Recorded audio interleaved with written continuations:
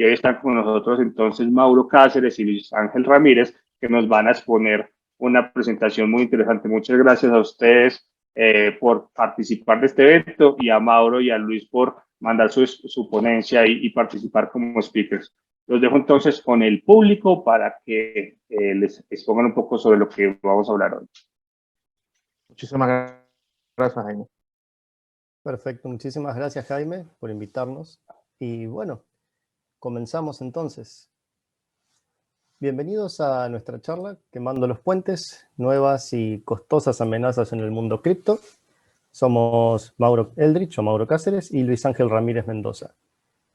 Básicamente esta charla es de cómo perder mucho dinero en el mundo cripto. O sea, si vinieron esperando ganar mucho dinero, no es el mejor lugar, ni es el lugar indicado. Vamos a contarles un poco cómo se va a desarrollar este trabajo hoy. Van a ser 4 secciones bien definidas, bien simples. Vamos a hablar primero sobre quiénes somos nosotros, nos vamos a presentar y hablar un poquito de cuál es el eje de esta charla. Después, el profesor Luis les va a explicar un poco sobre las amenazas del mundo cripto. Van a ver que muchas de estas amenazas son en realidad importadas del día a día, de ciberseguridad normal, capaz que con algún ajuste de tuerca, capaz que con alguna cosita extra, algún condimento extra, pero básicamente siguen todas la misma línea. Sin embargo, algunas cosas nunca cambian y otras se renuevan un poquito. Y eso le da pie a la tercera sección, donde vamos a hablar del eje principal de esta charla, que son los asaltos a los puentes cripto. Probablemente muchos sea la primera vez que escuchan el término de puente cripto, entonces vamos a explicar desde cero el concepto, vamos a explicar por qué es algo atractivo para los cibercriminales, por qué son un blanco relativamente fácil también en cuanto a la obtención de múltiples recursos, y básicamente se resume en computadoras y millones de dólares. ¿Qué podría salir mal? Y si miramos y hacemos una retrospectiva tampoco muy lejos, de acá a 1 o 2 años, vamos a ver que hay mucho de lo que puede salir mal justamente. Y luego vamos a hacer algunas conclusiones, algún cierre de esta charla, que básicamente va a explicar por qué es una mala idea tratar de hacer un puente cripto nosotros, o por qué también deberíamos tener cuidado al operar con estas plataformas. Así que bueno, me presento yo primero. Soy argentino, soy el fundador del DC 5411 que nuclea a Argentina y a Uruguay, aunque tenemos miembros de otros países, como Luis acá presente, que es de Colombia, Juan, que es de México, y he hablado en varias conferencias. Estuve varias veces en DEFCON, estuve en algunas conferencias en Europa del Este, en Medio Oriente, y un poco de todo en varios lados. Ahora los voy a dejar no en muy buenas manos, en las mejores manos. Lo voy a dejar con el profesor Luis Ángel, que nos conocimos curiosamente en una Dragon Heart en el 2019. Decidimos hacer equipo, empezar a hacer charlas juntos y, bueno, una de esas cosas derivó en esta charla que tienen hoy. Espero que les guste. Los dejo en buenas manos y vuelvo en un rato con ustedes. Muchísimas gracias, Mauro.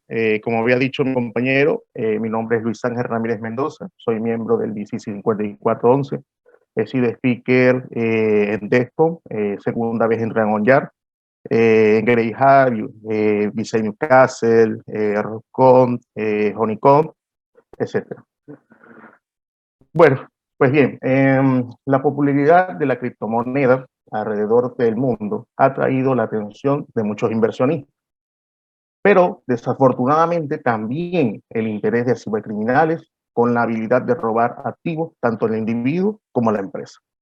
Pues bien, esta charla vamos a hablar sobre la amenaza del mundo cripto y como había dicho mi compañero Mauro, las amenazas no son más que viejos trucos del manual, que se encuentran todos los días al utilizar el Internet. Pero existen unas más elaboradas, minuciosas y lucrativas, que es llamadas hackeo a puente cripto. Pues bien, vamos a hablar a profundidad acerca de esto. Bien, aunque uno de los métodos menos sofisticados para el robo de activos virtuales es el phishing, y sigue siendo un clásico, ya no se encuentra enfocado en solo pedirte un par de datos, los de siempre, usuario y contraseña, sino que va un poquito más allá. Por ejemplo, tenemos como conectar tu wallet a este sitio, permite el acceso a tu wallet para recibir un beneficio. Necesitamos validar tu wallet. Bien, otra amenaza común, aunque no actúa exclusivamente en el mundo cripto, son los stealers y los clipboard hijackers. Pero estos implementan módulos específicos para robar llaves privadas y reemplazarlas por direcciones copiadas del portapapel por las que tiene el atacante. Bueno, aprovecho este momento para invitarlos a la siguiente charla de los compañeros Adán y Santiago, que van a hablar a detalle sobre los stealers. Bueno, otro clásico que tenemos es la estafa 419. Esta consiste en una tercera persona se pone en contacto con la víctima para ofrecerle una oportunidad demasiado irresistible como para decir que no. Pero esta estafa y esta falsa promesa solo es un anzuelo para que la persona haga un pago por adelantado primero. ¿Ok? Entonces tenemos dos ejemplos. No sé cómo extraer mi wallet el dinero de mi wallet. Te comparto las 12 palabras. O soy un tipo millonario y para retirar este mucho dinero que tengo, debemos de hacer un pequeño gasto primero. Bien, tenemos las amenazas puntuales, los contratos inteligentes, los smart contracts. Son programas informáticos y como cualquier programa, si no se tiene buena configuración, puede desconfigurarse. Y el ciberdelincuente puede conseguir, por ejemplo, crear toques fraudulentos, manipular funciones como la transferencia del dinero hacia el atacante, impedir aumentar la cantidad de la cuota o sus activos. Tenemos otra amenaza puntual llamada rug pull. Este es un tipo de estafa en la cual pues, los desarrolladores mágicamente retiran los fondos de liquidez, enviando el precio del token a cero y luego desaparece. Los participantes mantienen su poder los activos, pero no tienen ningún valor. Esto lo conocimos nosotros con una cripto llamada OneCoin. Mágicamente desapareció, no se supo nada. Y bueno, y por último, las grandes ligas. Tenemos hackeo a puente cripto. ¿Y por qué es tan atractivo para los ciberdelincuentes? Porque para qué molestarse en atacar a un usuario si existe una reserva de cripto en alguna parte. Pues bien, en este caso empezaremos a explicar qué es un puente cripto. ¿Ok? Puente cripto se puede ver como un simple intercambiador de información. Es decir, la principal función de un puente es permitir el intercambio bidireccional de información entre una moneda A por una moneda B, aunque ambas redes manejan activos diferentes. Pues bien, tenemos un ejemplo a grandes rasgos. Tenemos en nuestro poder una moneda llamada Naranja Coin y queremos cambiarla por una llamada Manzana Coin. Ambas tienen el mismo valor, es decir, 1 a 1. Pues bien, cuando acudimos al puente cripto, le indicamos la dirección de la manzana y le consignamos nuestra naranja. El puente guarda la información y emitirá un equivalente. Básicamente hemos cambiado naranja por manzana. Ok, en estos momentos pues lo dejaré con mi compañero Mauro, el cual pues hablará a detalle sobre los hackeos a puente cripto. Mauro. Bueno, gracias Luis. Hay algo interesante para empezar lo que decía Luis. Tengamos en cuenta que a muy grandes rasgos el ejemplo anterior es cambiar dos activos que no se ven, dos blockchains totalmente distintas, como son las naranjas y las manzanas para este caso, ¿no? En este caso es explicado a muy grandes rasgos, no estamos explicando las comisiones, no estamos explicando el tema de wrapped tokens ni demás, solamente para hacerlo accesible a todo público. Entonces ustedes dirán, bueno, es un simple intercambio entre un objeto A por un objeto B. ¿Por qué entonces eso sería interesante para un actor de amenaza, para un actor malicioso? ¿Por qué un puente sería un lugar interesante para cometer un asalto?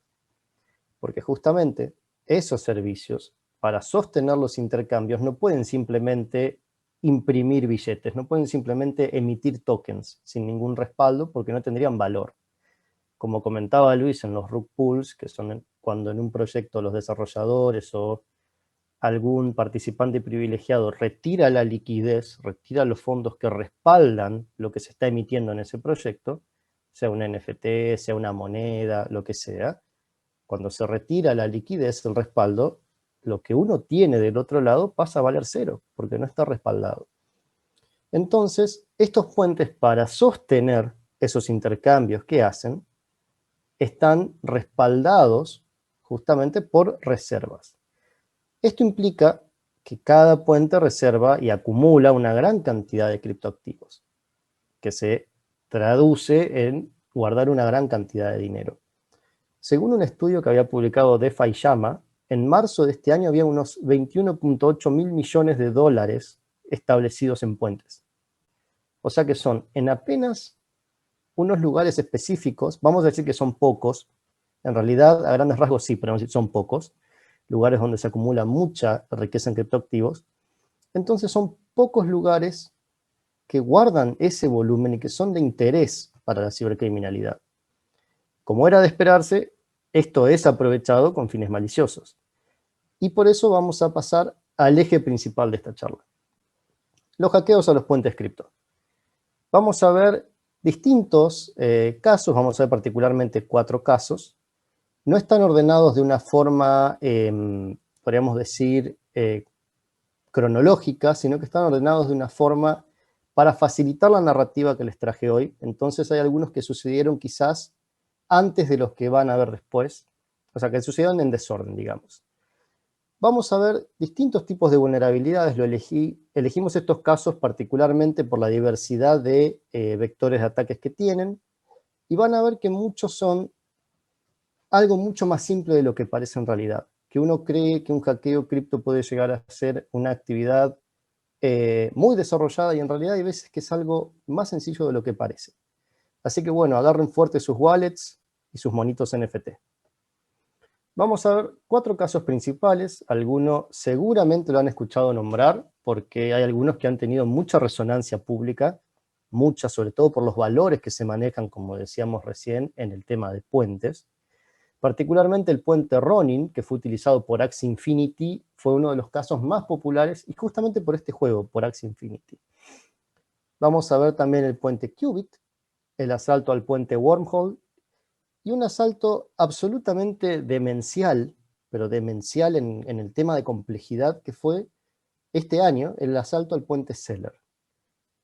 Créanme que para cuando lleguemos a esa parte van a creer que pocas cosas los van a sorprender más en cuanto a inseguridad en este espacio cripto, pero cuando lleguemos a incursionar en el puente Seller van a ver que siempre hay alguien que va un paso más allá. Así que bueno, vamos a empezar por el puente Ronin. Acá nuestros amigos de Elliptic comentan que el 29 de marzo Ronin Network anuncia el robo de unos 540 millones de dólares en criptoactivos. Aproximadamente. Siempre recuerden que al ser un mercado volátil, y porque obviamente al momento del descubrimiento de esos ataques no se tiene una contabilidad, una trazabilidad total del daño, siempre los números al principio son estimados y siempre van a subir. Y fíjense algo que quiero remarcar acá, que dice: este es el segundo robo cripto más grande de todos los tiempos. Hasta ahora, hasta ese momento. El mundo cripto es como el lejano oeste, y todo avanza tan rápido en cuanto a inseguridad, que decir este es el segundo robo cripto más grande de todos los tiempos puede tener validez, esa frase puede tener validez por apenas minutos, o por apenas unos días, y luego esto se va a desmentir con el surgimiento de algo más grave todavía. De nuevo, siempre se puede ir un paso más allá. Vamos a ver un poco cómo sucedió. Vamos a ver algo de información del actor de amenazas, pero les quiero advertir que no se acostumbren, porque van a ver después que la disponibilidad de inteligencia de amenazas sobre el actor malicioso, no es una costumbre, no es algo frecuente, es un privilegio. Y lo van a ver porque en los próximos casos casi no hay inteligencia sobre los actores de amenazas. Créanme que en estos casos esta inteligencia fue un privilegio. El actor de amenazas son dos en este caso, Lazarus Group y el APT-38, oriundos de Corea del Norte y patrocinados por el Estado de Corea del Norte, famosos por las operaciones Troik, Dar Seul y el gran asalto al Banco de Bangladesh, uno de los casos de ciberinseguridad más emblemáticos que hay hasta el día de hoy. También famosos por las filtraciones de Sony, y el Departamento de Justicia de Estados Unidos les atribuye el ataque con WannaCry. O sea, no es exactamente la clase de gente que quieren tener en su mesa familiar un domingo sentados, básicamente. Fueron identificados como autores materiales por el FBI y la OFAC. ¿Qué es la OFAC? Es la Oficina de Control de Activos Foráneos o Extranjeros. Recuerden esta sigla porque esta gente tiene una participación crucial en lo que les voy a contar a continuación. Es una oficina que no es muy conocida cuando se citan casos de este tipo, y sin embargo tuvo una actuación bastante, podríamos decir, diferente a lo esperado o diferente a lo que estamos habituados, ¿no? Ya les voy a contar más. El vector de ataque es un vector muy particular y hasta puede sonar ridículo. Vamos a empezar explicando cómo funciona el puente Ronin. El puente Ronin para intercambio de activos tiene 9 validadores. ¿Qué son los validadores? Son servicios, podemos decirle, que cuando en su mayoría aprueban una transacción, se logra lo que se llama consenso. La mayoría de 9 es 5 sobre 9. Entonces, con que 5 validadores digan esta transacción de Mauro a Luis debe ser aprobada, con que esos 5 lo digan, se va a aprobar la transacción y se va a cursar.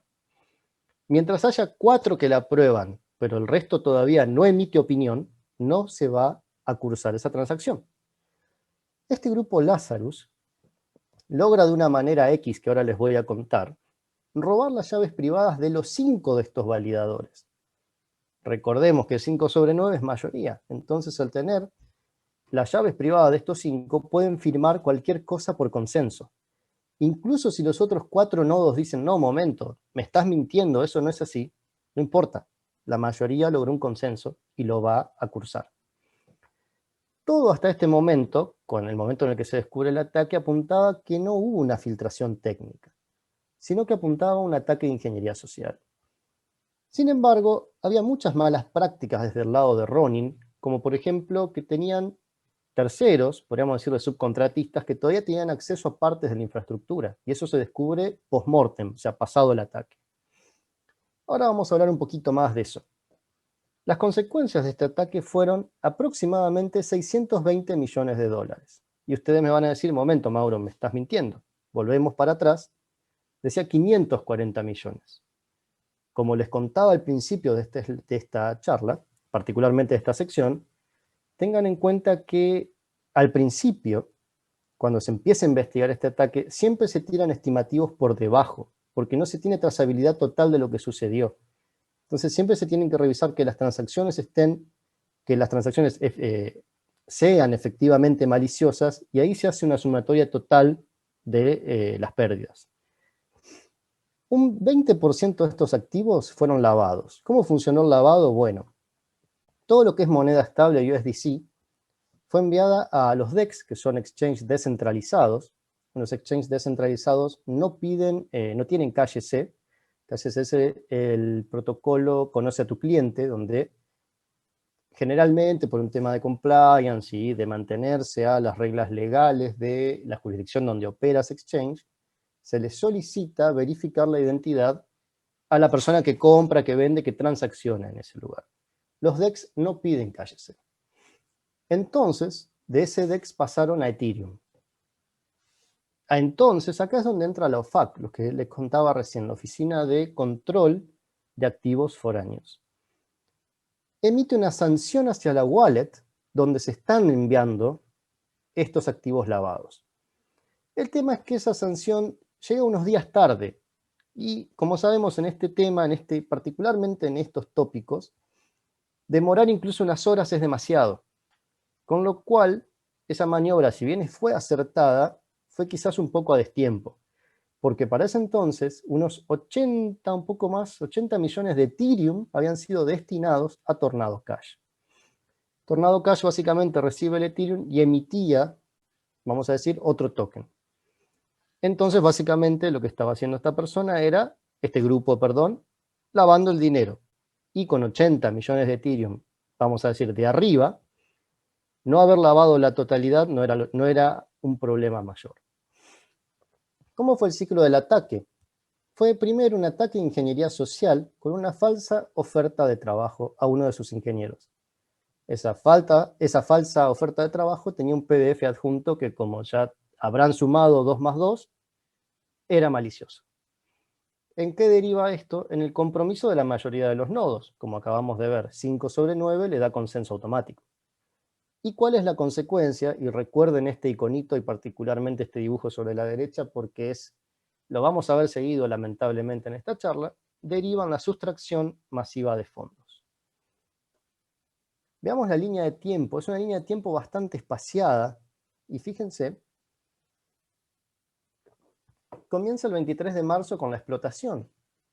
Pero la explotación en realidad no se descubre y la fecha se considera aproximada porque no se descubre ni se anuncia hasta el 29, cuando Ronin reconoce públicamente la filtración, la brecha, pero la descubre por un reporte de un usuario que quería retirar dinero y le era imposible. Para el 14 de abril, como les comentaba, unos cuantos días después, llega la sanción de la OFAC.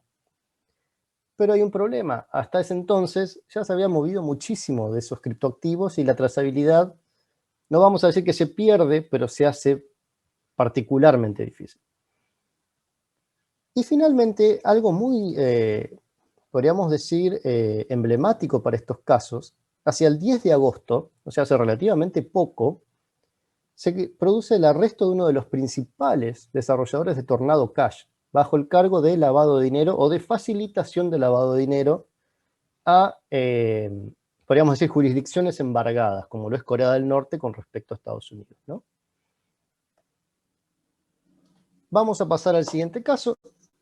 A partir de ahora esto fue algo común, fue un ataque de ingeniería social que, como decíamos, era una amenaza importada del mundo de la ciberinseguridad clásica de todos los días. Vamos a ver un caso más particular y más allegado al mundo cripto. A medida que avancemos en los casos vamos a ir viendo que se vuelven un poco más enroscados, un poco más, podríamos decir, un poco más elaborados también. El puente Qubit. Según Cointelegraph, los hackers pudieron acceder y robar unos 80 millones de activos de Qubit Finance. Lo que robaron fue en realidad la moneda BNB del puente, unos casi 207.000 de esas monedas. De nuevo, vamos a ver la ficha del actor de amenazas y hago hincapié en lo que les decía recién, la inteligencia a veces, y sobre todo en estos casos, es un privilegio. Porque en estos casos, a partir de acá, son todos actores desconocidos. No se sabe casi nada. Y tienen una particularidad que vamos a ir viendo a lo largo de la charla. Los activos, cuando se roban semejante cantidad de activos, suelen tener dos comportamientos. Uno, los activos quedan por un larguísimo plazo, pero muy largo, pueden pasar meses y meses sin movimiento, en una sola wallet. Obviamente esa wallet queda monitoreada, queda obviamente en el ojo de la tormenta, pero no se mueve un céntimo. O por el contrario, a la Lazarus, como vimos en el caso de recién, se comete automáticamente toda una tormenta de transacciones. Se cambian a otras monedas, se pasan a un DEX, a un exchange descentralizado, se compra una cosa, se vende otra. Van a ver que de golpe es una locura, es una demencia total. Entonces tenemos o la calma total y el activo no se mueve, o una demencia total donde vuelan activos para todos lados. Incluso yendo a pérdida, porque obviamente esa acción de lavado de activos le produce una pérdida al atacante. Va dejando comisiones por todos lados, va perdiendo en las conversiones, pero de nuevo, es un dinero que no ganó, por lo cual no le importa ir perdiendo en el camino. Vamos a ver que tenemos de esos dos casos en esta charla. Bien, al explotador, a este actor de amenaza, se le conoce como Qubit Fin Exploiter, explotador de Qubit Fin. No hay más datos. El nombre se lo dio a la propia víctima, fue adoptado en varias plataformas. Si ustedes navegan a la wallet de esta persona, lo van a ver marcado, etiquetado como Qubit Fin Exploiter. Punto final, no hay nada más, no se sabe nada más. Y ahora viene lo interesante, cómo este Qubit Fin Exploiter se hizo de 80 millones de dólares. El atacante aprovechó un error lógico, y ahora vamos a hablar bien de este tema, en un contrato inteligente vulnerable de Qubit Finance, que le permite falsificar el ingreso de activos al puente, decirle yo te acabo de dejar 5 naranjas, llevarse 5 manzanas, y que en realidad las naranjas nunca existieron. Le deja llevarse material del puente sin depositar primero. Este atacante descubre que colocando un valor específico en 0, y se van a sorprender, pero no es en 0 en el valor a depositar, es el 0 en una dirección específica, las funciones de validación le dan por válida la transacción y le dice usted depositó 0 y se lleva 120. Básicamente logró retirar de esa manera BNB sin haber depositado Ethereum. Y ahora vamos a hablar un poco de los errores lógicos, pero primero les quiero contar de las consecuencias. Esta persona se lleva 80 millones de dólares en 170 transacciones sin haber depositado nada. O sea, literalmente vaciando el puente. Le dejaba bolsas de aire y se llevaba bolsas de oro. Los activos siguen en la misma wallet al día de hoy. O sea que es como les contaba al principio, está en la categoría de los que no mueven un solo activo. Qubit al día siguiente le ofrece una recompensa millonaria y lo invita a negociar. Le dice, ok, sabemos que no te vas a poder ir con este dinero. Sabemos que no lo vamos a recuperar. Partamos la diferencia. Te dejamos una parte como un bounty sin consecuencias y nos devolvés el resto. ¿Pero qué pasó? El atacante nunca contestó. Antes de pasar a la línea de análisis de cómo fue el ciclo de esto, vamos a hablar del vector de ataque. Los errores lógicos tienen una particularidad muy peligrosa y es que no suelen ser detectados simplemente con escaneos de código. Porque un error lógico muchas veces es un error de intención del flujo de la aplicación. No es un error propiamente dicho de seguridad, no es un error como decir esta librería es vieja, esta librería es vulnerable, o estás ejecutando algo que puede ser inyectable, no estás validando esto, no estás... Es un error lógico. Por ejemplo, ¿qué escáner que no tenga un conjunto de reglas estrictamente específicos se daría cuenta que colocando 0 en un valor específico se aprobarían transacciones que no deberían ser aprobadas? Es muy difícil lograr que ese comportamiento sea detectado por las máquinas. De entrada les digo que un escáner de código estático va a tener muchísimos problemas detectando esa clase de errores lógicos, no todos, pero la mayoría va a tener muchos problemas. Los escáneres de tipo dinámico, sobre todo los que intenten simular comportamientos de la aplicación, si logran hilar tan fino como para encontrar ese error lógico, probablemente también traigan mucho ruido en el medio. Porque si están probando un caso tan específico, salvo que tengan un conjunto de reglas explícitamente definidos para probar esa aplicación, si lo hace por cuenta propia es muy probable que traiga mucho ruido también, al hilar tan fino, al tener ese nivel de detalle. Por último, ¿cuál es el mejor aliado para estos errores lógicos? Acérquense al ingeniero de QA que tengan en su trabajo y háganse amigos. Es la mejor manera de eliminar esos errores lógicos, además de probarlos unos mismos. Pero el QA en este caso es su mejor amigo. Los errores lógicos son bastante particulares para ser trabajados con máquinas y no es algo recomendable. Veamos el ciclo del ataque. Se explota este contrato inteligente vulnerable, se aprovecha ese error lógico, se simulan 170 depósitos vacíos de Ethereum. Yo le digo al sistema, sí, metí $10.000 en Ethereum, y el sistema me dice, bueno, toma $10.000 en BNB, menos mi comisión.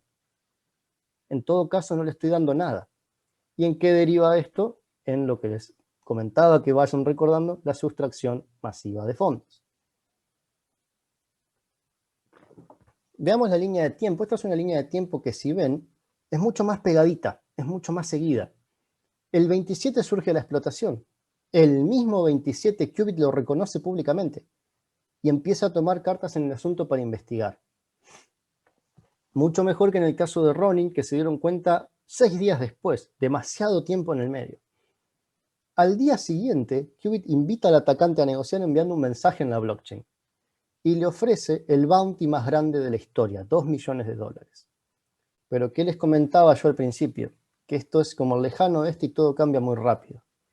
Es el bounty más grande de la historia hasta hoy, hasta ese día, hasta el 28 de enero. No mucho tiempo después se pueden imaginar que hubo bounties más grandes. Y los vamos a mencionar. Pasan unos días, en realidad 2 semanas más o menos, y el 16, Qubit da por perdida la situación, anuncia públicamente: vamos a seguir monitoreando sin descanso esa dirección, no vamos a dejarle mover un centavo sin enterarnos primero. Todo ese tipo de declaraciones, pero que en realidad sabemos que es una promesa vacía al final. Entonces Qubit anuncia: vamos a empezar de cero, con una nueva política de seguridad, con programa de bug bounty, y vamos a poner auditorías abiertas de nuestros contratos para evitar que vuelva a pasar. Como medida está perfecto, pero la primera parte de sus declaraciones, que decían que iban a monitorear y demás, no son exactamente la solución, ¿verdad? O sea, no son exactamente la forma de recuperar ese dinero. Continuamos con un tercer caso, y ahora es donde el tema de explotación se empieza a poner más complicado. Voy a tratar, les aviso, de explicarlo de la manera más amigable para todo el público. Si alguien tiene una pregunta técnica más avanzada o por ahí más fina sobre el tema, obviamente es bienvenida y naturalmente tendrá una explicación más desarrollada. El puente Wormhole perdió unos 120.000 WETH, no es Ethereum, ahora les voy a comentar la diferencia, por un valor de casi $400 millones. Fíjense que acá no baja nada de $1 millón, ninguna pérdida. Cuando vean WETH, se trata de Wrapped Ethereum, básicamente Ethereum envuelto. Es un token que se emite como una equivalencia por otro depósito en un puente, pero no es Ethereum de por sí, no es ETH, no debe ser confundido con ETH. De nuevo, cuando hablamos del actor de amenazas, la inteligencia es un privilegio, no me voy a cansar de repetirlo, en este caso no se lo conoce. El nombre es Wormhole Network Exploiter, y el nombre lo adoptaron algunas plataformas, no todas, o sea que su wallet sigue sin etiquetar en varios lados. Y el vector de ataque es muchísimo más complejo que el anterior. El atacante aprovechó una validación incompleta en un contrato vulnerable. Esto le permite firmar una transacción falsa para emitir y retirar 120.000 Wrapped Ethereum. Ahora les voy a explicar un poco cómo funciona esto. El contrato, un contrato inteligente del puente, utilizaba una función que se había depreciado, que era antigua. Se había cambiado hacía poquito menos de un mes, por otra versión segura. Y esta función, que para hacer más simple la explicación la vamos a llamar validar, tenía un argumento, imagínense, validar y entre paréntesis el argumento, donde uno podía describir la dirección principal donde se iban a remitir esas validaciones. O sea, dónde se iban a enviar las validaciones de la función, quién iba a estar encargado, en qué dirección estaba el encargado de validarlo. Esa función, como toda función que tiene un parámetro opcional, suele tener un parámetro por defecto, suele tener un valor por defecto ese parámetro. Entonces, cuando uno usaba la función validar, paréntesis, sin nada en el medio, este valor era buscado dentro del namespace system. Dentro de system, punto, el valor de esa variable, se buscaba el valor del contrato donde estaba el validador, ¿no? Se decía, bueno, este valor está acá, este es el validador donde tenés que ir a preguntarle si la transacción es válida. Pero de vuelta, es un valor opcional. ¿Qué pasa cuando alguien coloca un valor arbitrario entre esos paréntesis? El valor que se iba a buscar al sistema se ignora, porque alguien le está proveyendo el argumento opcional, está diciendo, tenés que ir a buscar acá la validación. Bueno, el atacante se dio cuenta de esto y decir, mirá, esto funciona de esta manera. Si yo cambio ese parámetro opcional por una dirección arbitraria, puedo hacer que la validación la vaya a pedir a esa dirección arbitraria. El atacante crea un contrato que devuelve, no importa lo que se le envíe, vamos a decir que siempre devuelve true, siempre devuelve aprobado. Entonces, vamos a hacer cuenta que devuelve transacción-aprobada igual true. Entonces, cuando coloca esa dirección arbitraria, publica ese contrato, coloca la dirección en la función de validación, la validación de este contrato va a preguntarle si la transacción es válida al propio contrato del atacante. O sea, es como si yo dijera, sí, soy el presidente de Colombia. ¿Y cómo sé? ¿A quién le pregunto? ¿A los medios? ¿Le pregunto a un agente de gobierno? No, pregúntenle a mi amigo Luis. Él les va a decir que soy el presidente de Colombia. Van a Luis y Luis le dice, sí, Mauro es el presidente de Colombia. Si ustedes permiten que cualquiera valide la identidad de cualquier cosa, o la entidad de cualquier cosa, ahí tenemos ese problema. Esto es básicamente lo que pasó. El atacante sube su propia función, que siempre va a devolver transacción aprobada, y la apunta en este contrato. Le dice, bueno, quiero llevarme 120.000 Rapid Ethereum, y no quiero poner nada en el medio, no quiero colocar valores míos. Entonces el contrato va a pedir la validación al mismo atacante que le dice, sí, sí, aprobale todo, no hay ningún problema. Y el atacante se va con 120.000 Ethereum bajo el brazo, que son unos 400 millones de dólares más o menos. Ahora viene lo que les comentaba también hace un rato, de los dos comportamientos de los fondos. La calma total, como vimos recién en Qubit, el caos total, como vimos recién en Ronin con Lazarus, y de vuelta vamos a ver acá. Los activos robados siguen en poder del atacante. El tema es que cambió esos Rapid Death por Ethereum, por eso les explicaba la diferencia para que vean el cambio ahora, y convirtió otros a distintas monedas. Se jugó el resto de forma azarosa a distintas monedas, que algunas fueron cayendo, otras se mantuvieron, pero sin embargo, él decidió apostar variado, a diversificar su cartera. Compró Sol, SX, MCAP, FAC, USDC y Ape, que es la famosa moneda del Bored Ape Yacht Club, los famosos monitos NFT. Ahora, uno dice, bueno, son 400 millones de dólares de pérdida, es muchísimo. Pero en este mundo particular, en el mundo cripto, suelen suceder cosas como esto que les voy a contar recién. El JTG, el Jumping Trading Group, decide darle un rescate, un bailout, un rescate financiero a Wormhole, reponiendo todos los fondos que perdieron, dólar a dólar, centavo a centavo. Entonces, así quedaría el ciclo de ataque.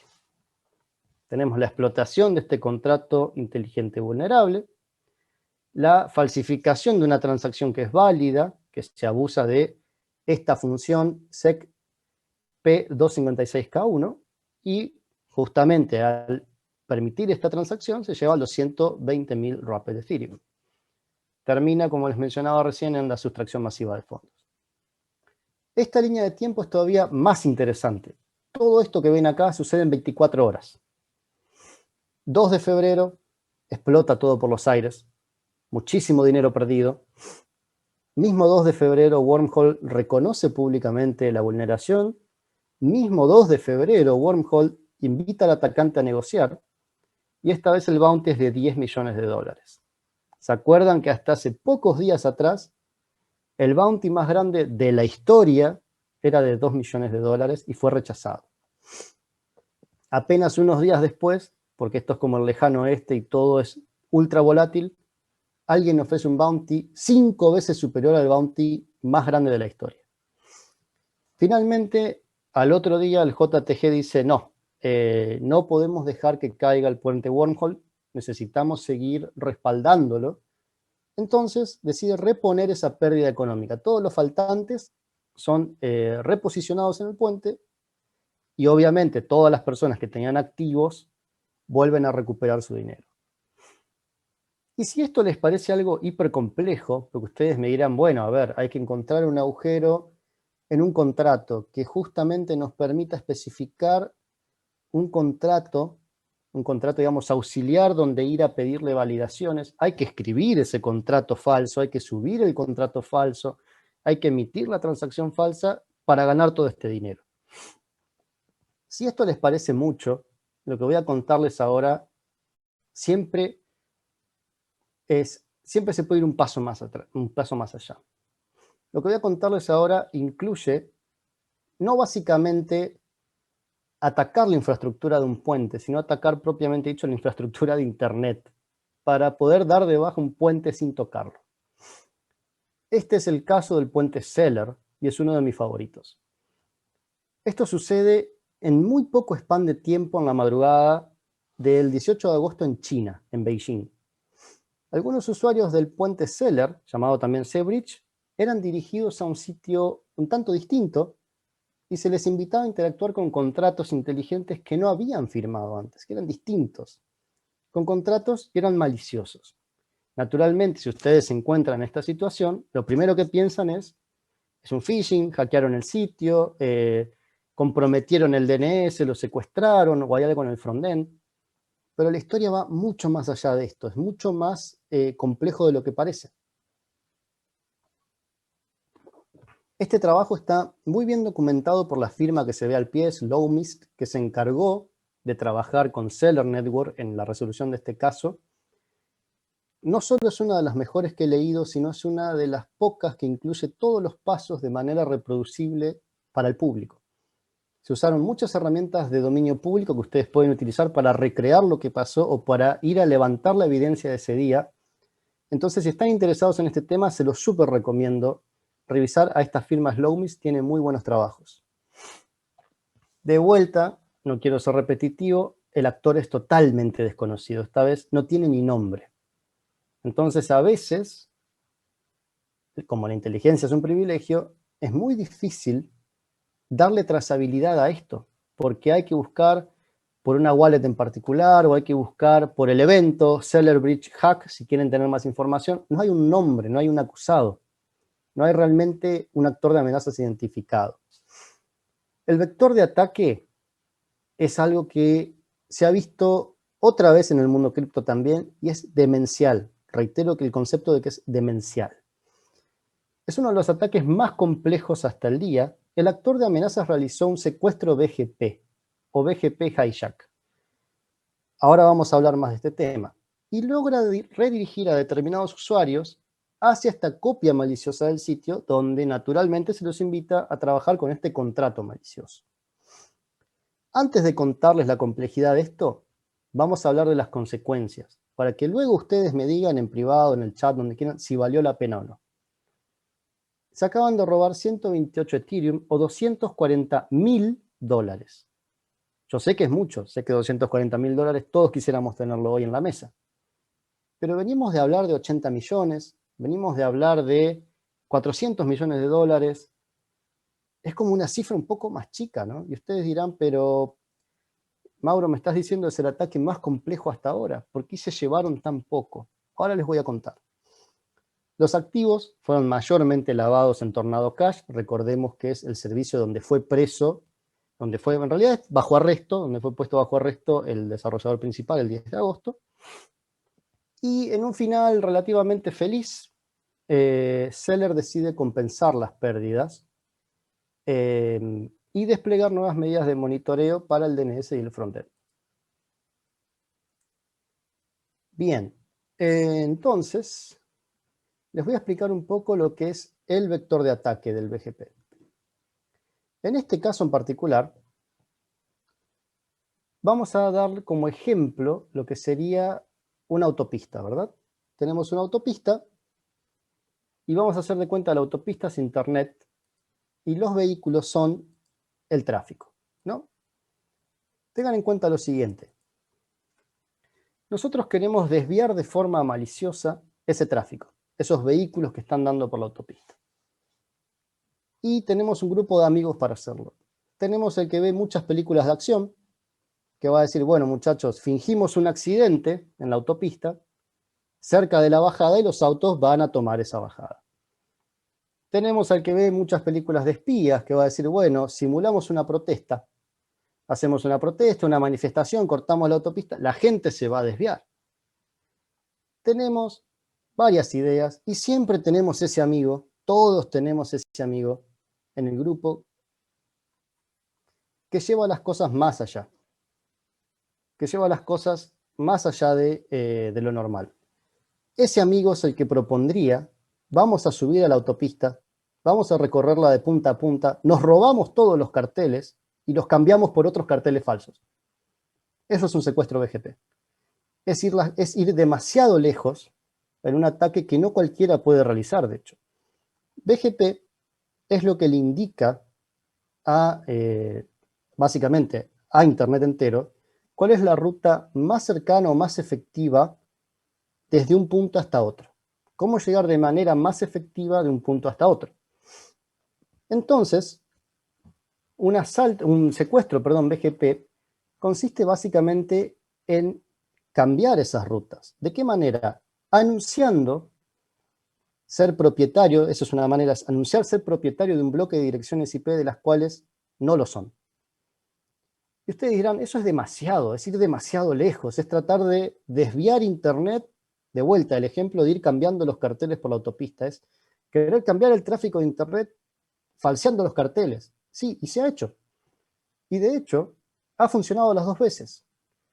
Ahora, si ustedes tienen un ingeniero de red cerca o son el ingeniero de red, piensen si vale la pena, o mírenle la cara a su ingeniero de red para saber si vale la pena un secuestro BGP. Y la complejidad, o vayan y propónganle a su ingeniero de red, ingeniero, vamos a hacer un secuestro BGP, y la cara les va a dar la respuesta. La primera vez que esto se hizo fue con MyEtherWallet, que es una wallet naturalmente de cripto, y el ataque BGP se hizo contra servidores de Amazon para intentar engañar, en realidad intentar no, logró engañar a una determinada cantidad de rutas, de enrutadores, para decirles, los IPs de Amazon son míos, publicando un frontend falso, logrando comunicaciones y logrando robar unos 160.000 en activos, $660.000. Y esta vez se volvió a lograr, pero solo robó 240.000. Entonces, el ciclo del ataque es el siguiente, es básicamente atacar la infraestructura subyacente de Internet entero sin tocar el puente para desviar una cantidad específica de usuarios, hace una copia falsa con un contrato falso y robarle dinero. Como vemos, el esfuerzo no sé si valió tanto la pena comparado con los demás asaltos. Fueron $240.000 versus casi 400 millones que se llevó otro por un error lógico. Entonces se comete esta explotación BGP, similar al caso de MyEtherWallet que les contaba recién, se les redirige a los usuarios al sitio falso y ¿en qué deriva? En lo que todos esperábamos, en la sustracción masiva de fondos, en menor escala a las anteriores, pero masiva igual. Veamos la línea de tiempo. Esta línea de tiempo también es muy apretada, sucede todo en muy poco tiempo. Sucede la explotación, Seller reconoce públicamente ese mismo día la vulneración, Seller soluciona ese mismo día el problema, porque todo esto sucede tan rápido porque Seller, según comenta la investigación, tiene un equipo 24/7 más el contrato que tiene con distintas firmas de seguridad para analizar esto. Entonces el problema se resuelve literalmente entre las 3 y las 6 de la mañana. Y anuncian que van a poner durante el día, ese mismo día, nuevos controles de seguridad para el DNS y el frontend.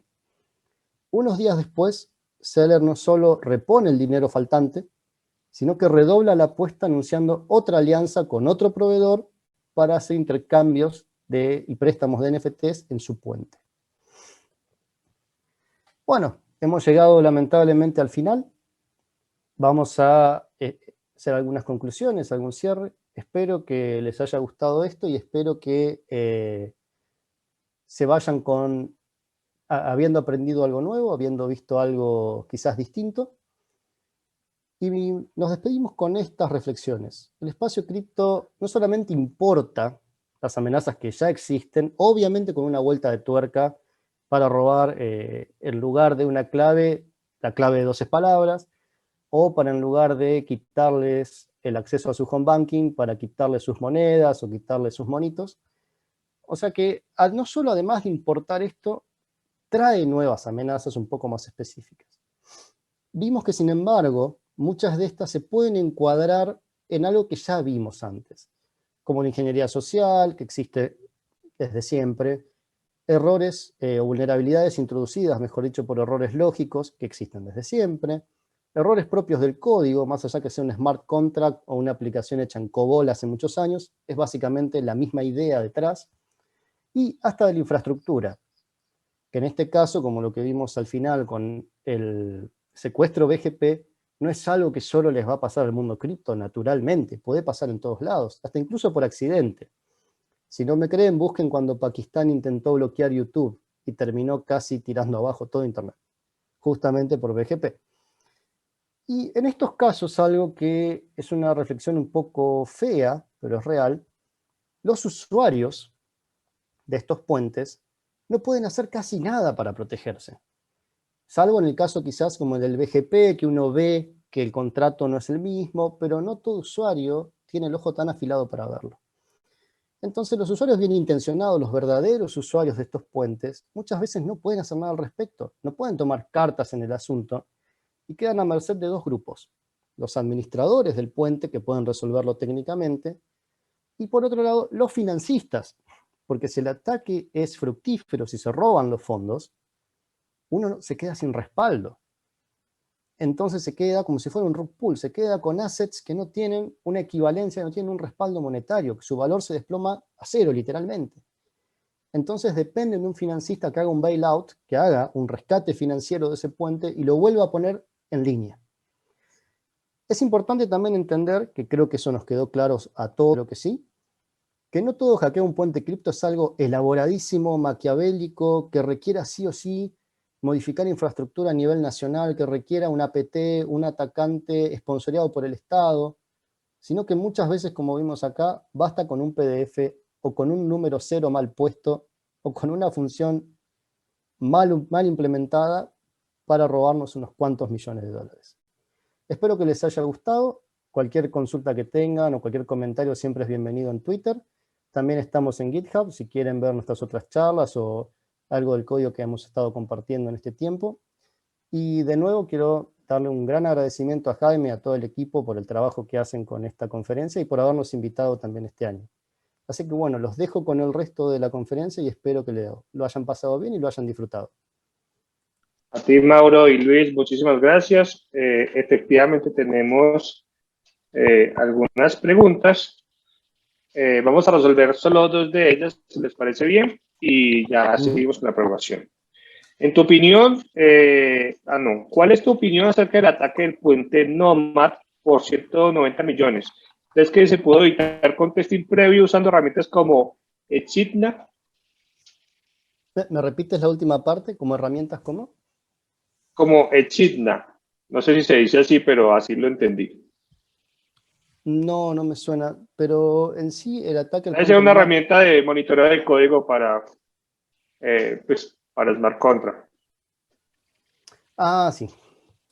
Sí, el tema del Nomad en particular, no sé exactamente cuál fue el error, pero en caso de haber sido un error lógico como el que mencionaba, no es algo que se resuelva con una herramienta, pero no te sabría decir porque honestamente no recuerdo el vector de ataque de ese puente. Sí recuerdo el evento en sí, pero no el vector de ataque exacto. O sea, te mentiría si te diera una respuesta honestamente.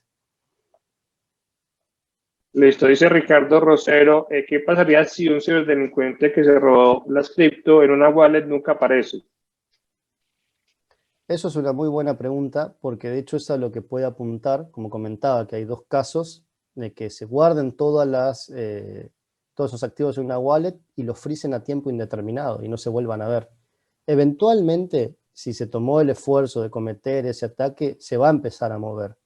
Lo que es muy probable que, no te lo puedo asegurar, pero que estoy bastante convencido que es una posible vía a futuro, cuando empiezan a aparecer o a surgir servicios como Tornado Cash a futuro, de vuelta, que prometen cierto anonimato, que prometen ciertas conversiones, o los scramblers y demás, a medida que uno de esos gane popularidad como servicio, es muy probable que veas que muchas cuentas que están congelando fondos negros, fondos oriundos del crimen, empiecen a tener movimiento. Siempre que tengan alguna garantía de poder quitar los fondos, lo van a tratar de hacer. Listo. Hay más preguntas que les voy a enviar por interno, pero quiero pues darles el espacio para que se despidan, Luis y Mauro, y poder continuar con nuestra charla. Muy bien, muchas Bueno, gracias Jaime, a todos por haber venido y a Jaime en particular por invitarnos y a todo su equipo. Perdón, Luis.